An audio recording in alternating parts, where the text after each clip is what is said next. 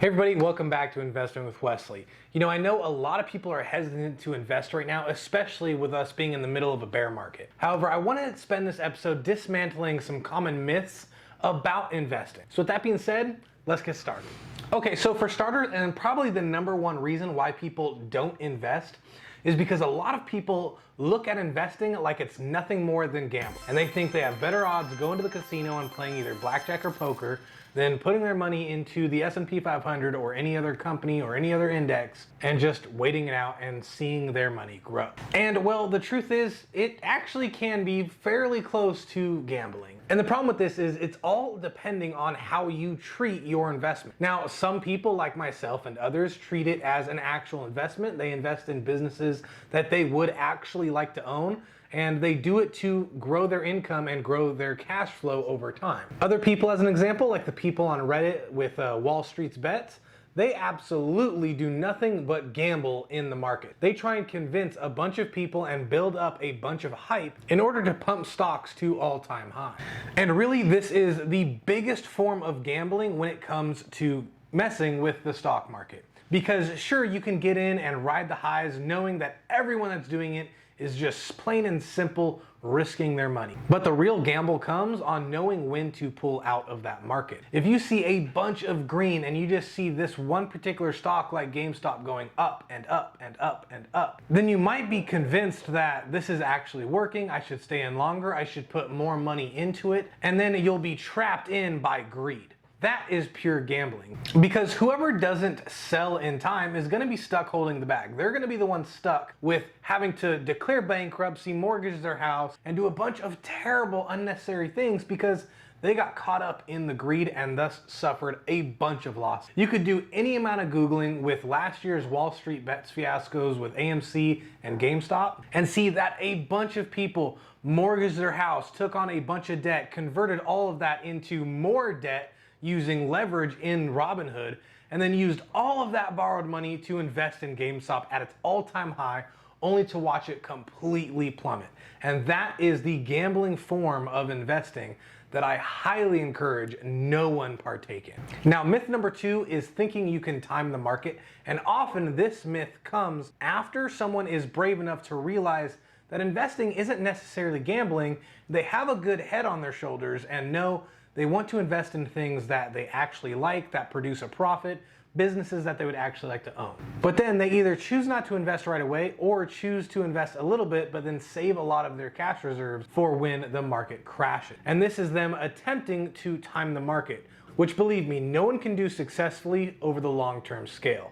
In fact, actually in 2008, Warren Buffett challenged a bunch of different hedge funds to basically see if the active managing kind of portfolio or timing the market could actually beat the index of the entire market over the long time. This competition was to take place from 2008 to 2018, a total decade, and they were to average the index's return versus the hedge fund's return to see if the hedge fund, who charges massive fees claiming they can beat the market by their active managed portfolio.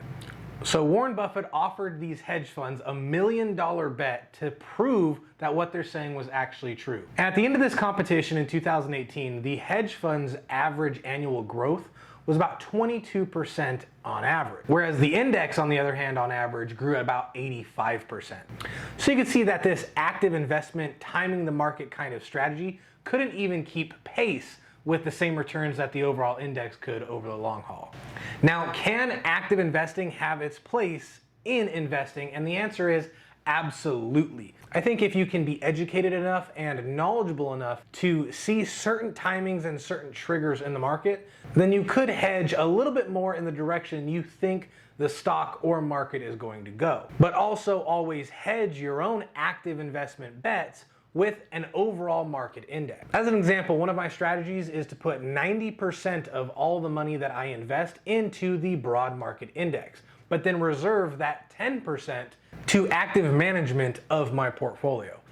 And with that 10% of reserved funds to do whatever I want with, I have sometimes been able to see some very healthy growth even with as the market as a whole going down. A perfect example is something I did this year with the bond market, specifically the bond ETF TLT.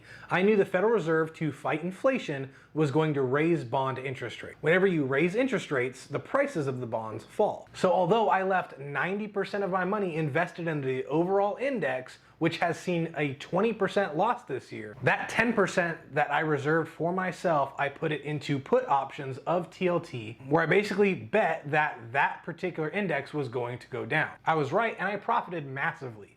Even though the total market is down 20%, my entire portfolio, because of this bet, is up 40%. But I also don't want to portray that you could do this and make massive profit. You absolutely can if you know what you're looking for, but the problem is those kind of deals and those kind of opportunities don't come often. So you need to be paying attention and you need to be ready. All of this to say that it is physically impossible to try and time the market and buy at its all-time low, sell at its all-time high.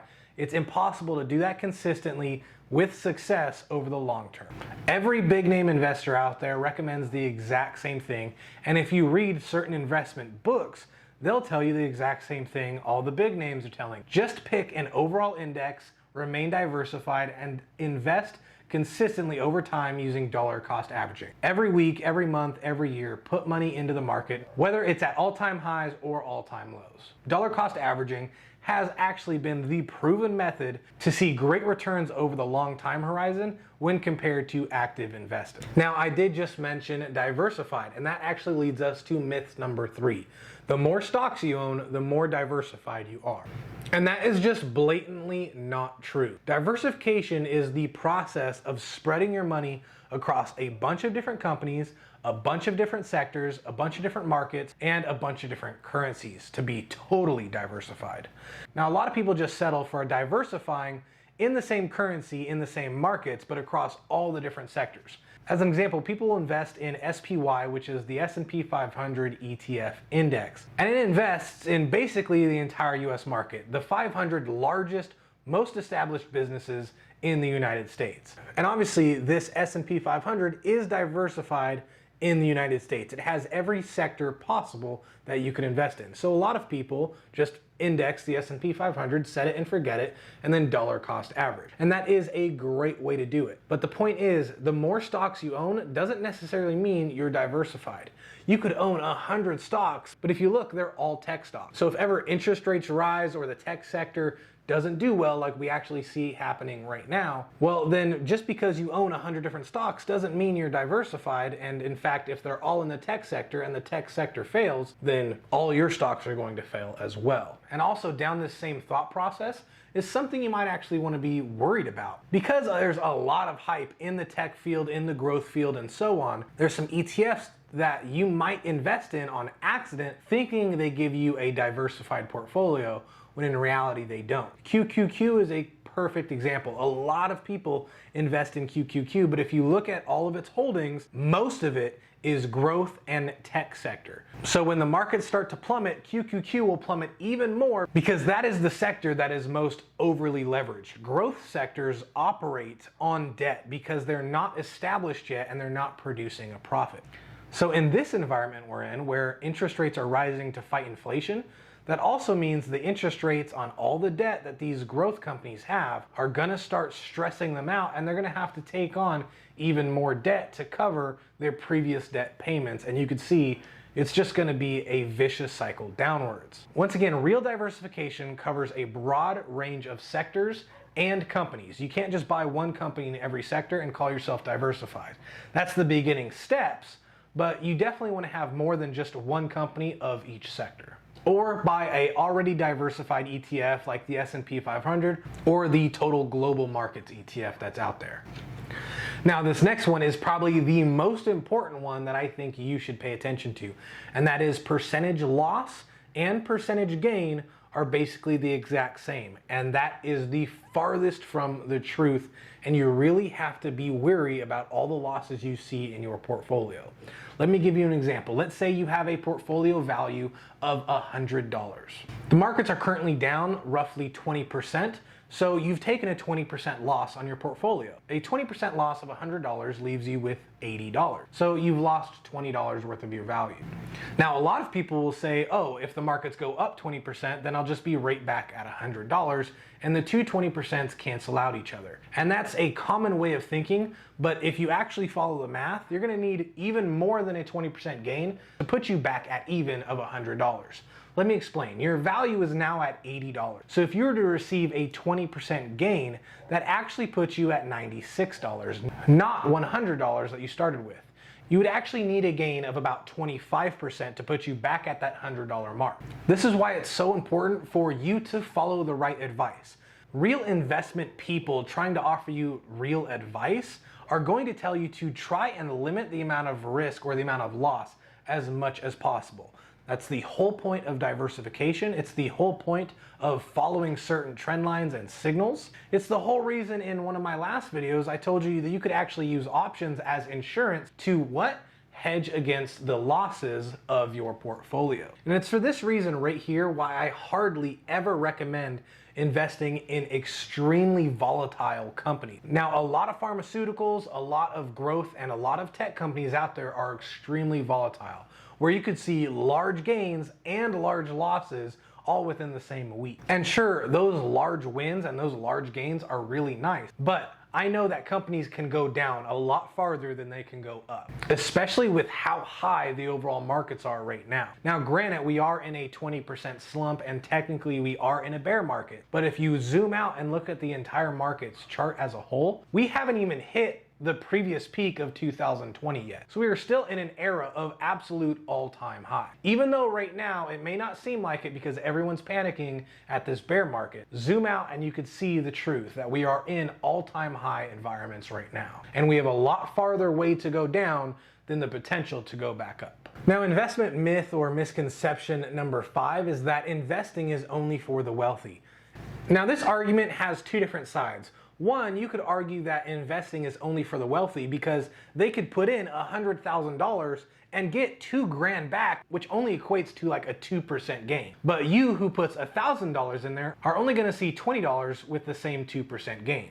So it makes a lot more sense to win a lot more money if you already have a lot more money. And the truth is, that's actually true. The more money you have in the market, the more you'll be rewarded when markets go up. But the complete opposite side of the spectrum is also true. Investing over the long term consistently is a proven method of actually becoming wealthy and becoming rich. I tell people this all the time whenever I talk investments with people. It is time in the market that will make you wealthy over the money that is in the market. So if you start when you're 18 years old investing $100 a month into the market, you're going to be a lot more wealthier than the person who waited till they were 40 and started putting $1,000 a month into the market. The time in the market adds up to more time compounding and earning more and more interest over time. This is how small portfolios can grow into massive multi-million-dollar portfolios